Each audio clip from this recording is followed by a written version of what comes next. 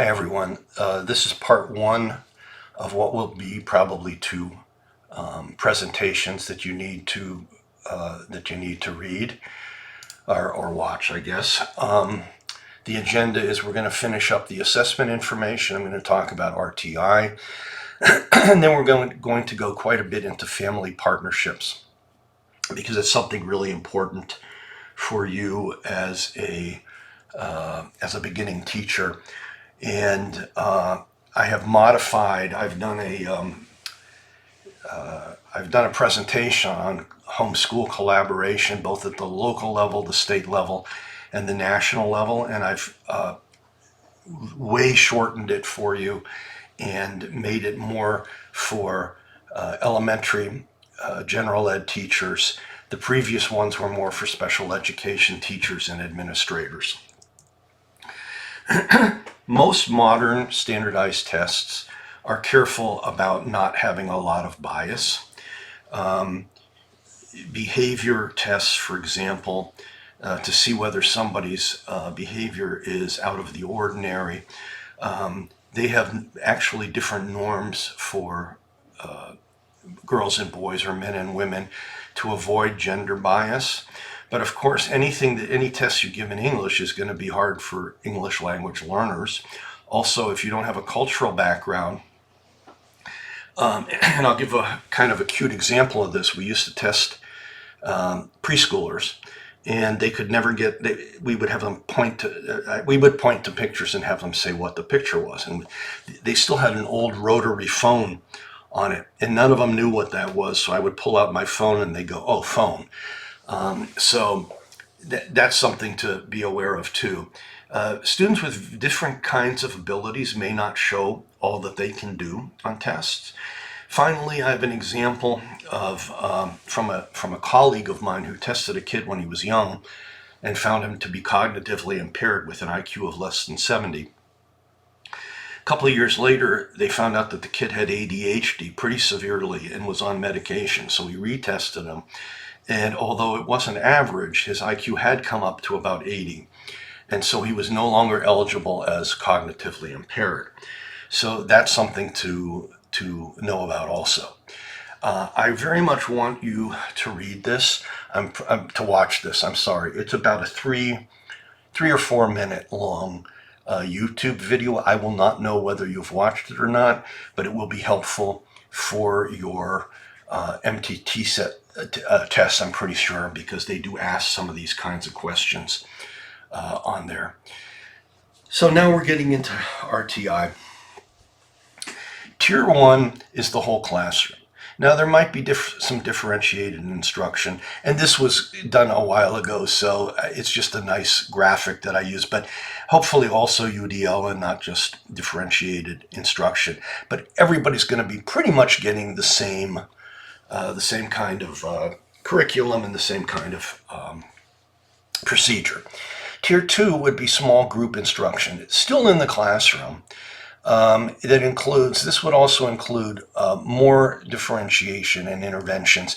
For example, different reading groups. Okay, reading group for the ones who are really struggling, and maybe one for the ones who are reading right at grade level, and their zone of proximal development is just right there. They need the teacher to help them. Tier 3 would be small groups or individual interventions, usually intervention or very small groups. And these can be either in or out of the classroom for shorter time periods. Finally, Tier 4 is intensive individual interventions, and this is where you have special education. Okay. This one, some schools have an education, I don't know what they call them anymore, but it's a general ed teacher who has experience in helping individual students who are having difficulty with reading, writing, or math.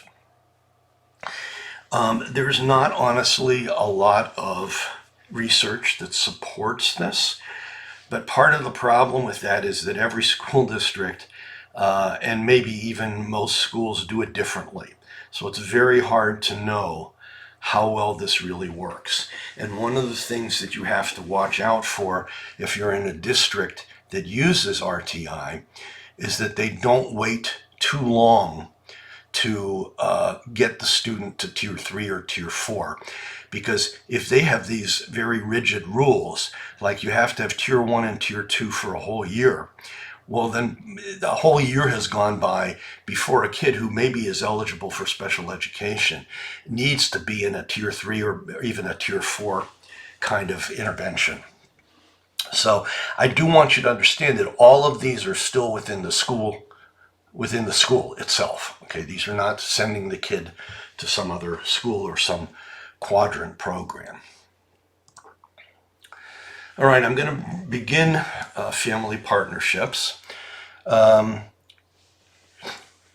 few things to talk about just to begin with. You want good relationships with parents and with families. I can't give you the graphic organizer on here, but the idea here, if you remember I don't know if it was the first or second day of class, I had you go through all those acronyms for special ed. Well, that's the kind of stuff parents just don't understand. And even a lot of the general ed stuff, they don't really understand that language. So you need to explain that to them and not assume that they understand that.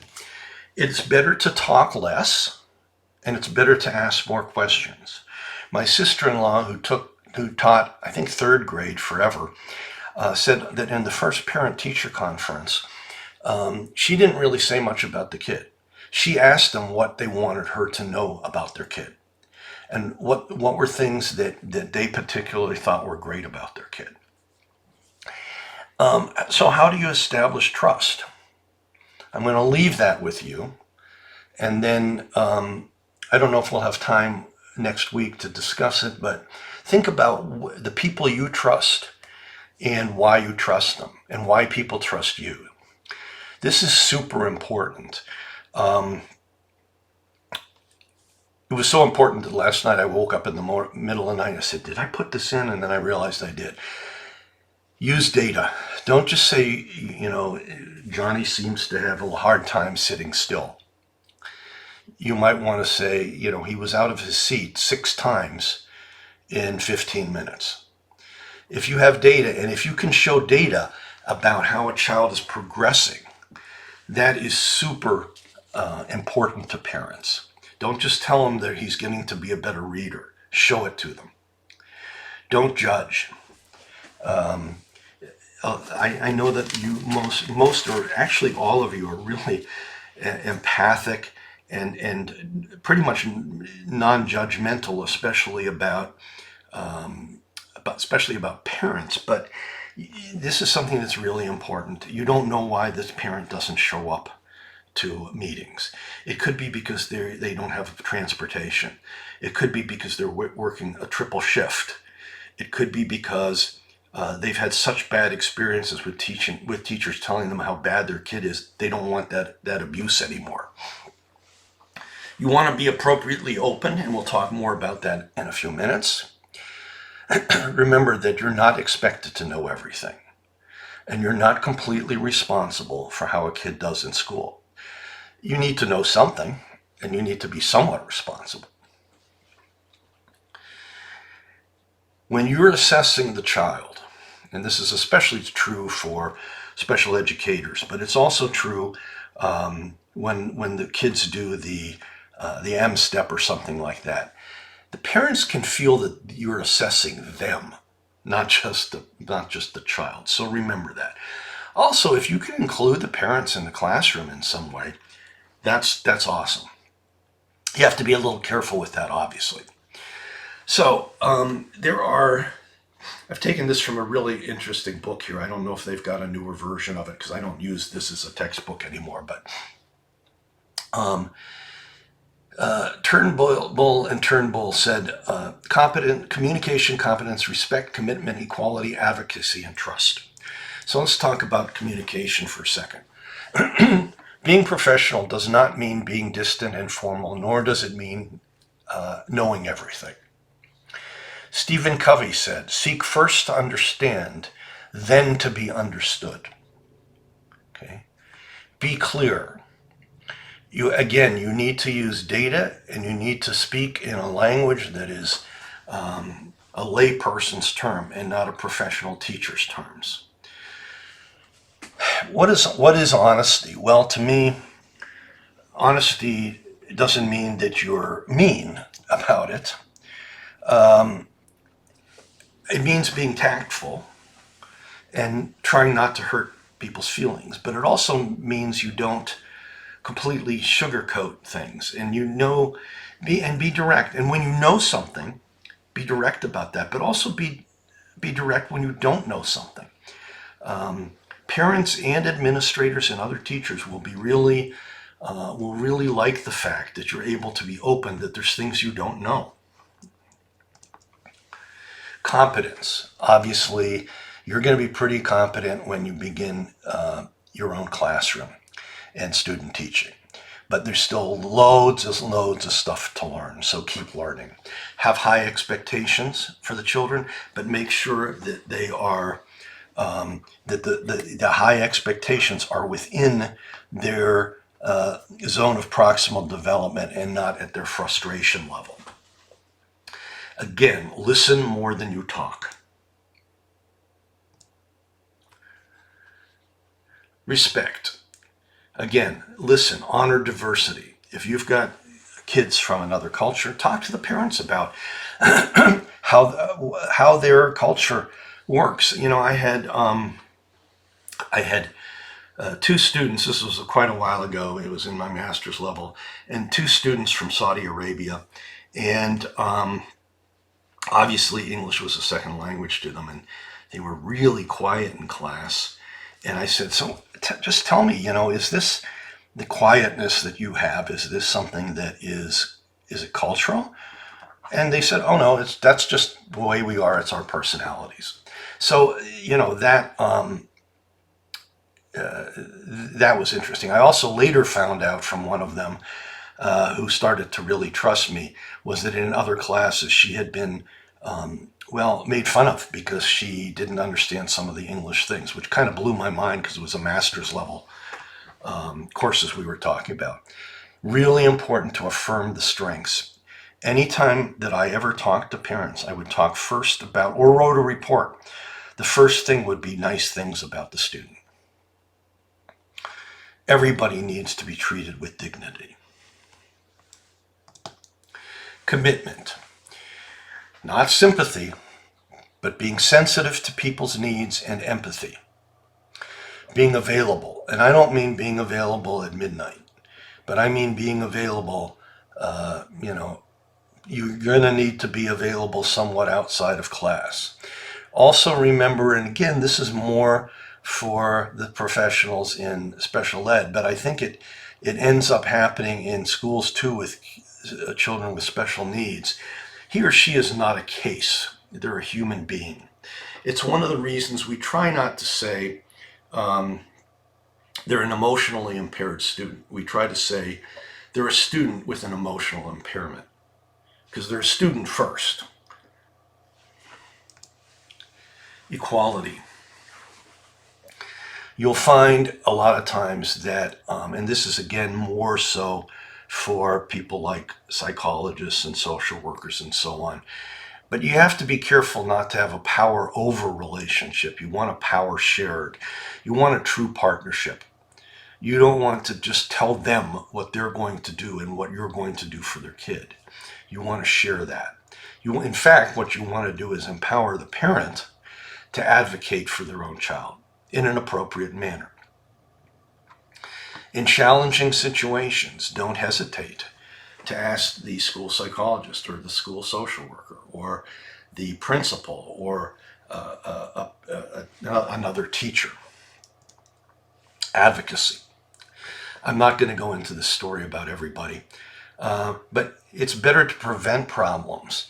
If you spend half an hour working out a system that will prevent the kid from running out of the classroom, you've just saved yourself hours of time. Be careful about when you see injustice. Now, as a beginning teacher, you have to be careful because you want tenure. but you can still advocate for the child in a non-threatening manner. What do I mean by broaden alliances? Go, look around at what's around the school. Is there boys club, boys and girls club? Are there any kinds of things that you can ally with? And you want to create win-wins, which I'll go into in a little while. So again, trust. What is reliability? It means you can depend on somebody. It means that when you're with this person, you feel safe and probably happy. It also means that there's confidentiality. That if a parent tells you something that you don't have to share with someone else, then you need to keep it confidential. But the parent also needs to know, if a parent says to you, I'm going to tell you a secret, can you keep it a secret? You have to say, I don't know. I won't be able to evaluate that until I know what it is. So how do you have a win-win thing? Well, first of all, you have to separate people from the issues. You have to actively listen. Focus on common interests, not positions. The parents may think you should teach the kid one way and you think you should teach another way. What you want to do is identify the reasons that each of you and explain those reasons to each other. Brainstorming, I've used this so many times. You just generate options, and you can do this with other teachers, you can do it in meetings, you can do it with parents, you can do it with students. What are some ways we can solve this problem? And you brainstorm and somebody writes everything down. You're not allowed to criticize each brainstorming thing in any way until you're all done. And then you talk about each possibility. You need to be somewhat objective. You can't be completely objective because we're human beings, but you need to keep it scientific, based on professional standards or legal precedents. I think I'll stop there because I want to get into this in the next one. Let me see where we are. Yeah, this is perfect. So I'm going to turn this off now and see you on the next recording.